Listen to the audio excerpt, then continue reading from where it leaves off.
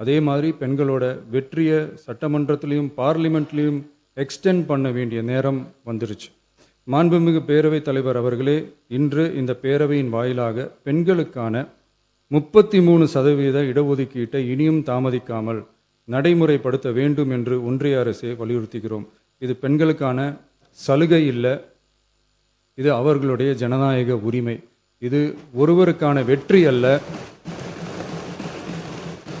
இது இந்திய ஜனநாயகத்தின் வெற்றி. ஒரு பெண் அதிகாரம் பெறும்போது ஒரு குடும்பம் உயர்கிறது. ஆயிரக்கணக்கான பெண்கள் அதிகாரம் பெறும்போது ஒரு நாடே உயர்கிறது. மக்கள் தொகை கணக்கெடுப்பு மற்றும் தொகுதி மறுசீரமைப்புடன் பெண்களுக்கான தொகுதி ஒதுக்கீட்டை இணைப்பதால் ஏற்படும் காலதாமதத்தின் காரணமாக பெண்களுக்கான தொகுதி ஒதுக்கீட்டை ஒத்திவைக்கக்கூடாது என்றும் அதை விரைவாக அமல்படுத்த தகுந்த அரசியலமைப்பு மற்றும் சட்டப்பூர்வ நடவடிக்கைகள் எடுக்கப்பட வேண்டும் என்றும் தமிழ்நாடு அரசு ஒன்றிய அரசை வலியுறுத்துகிறது.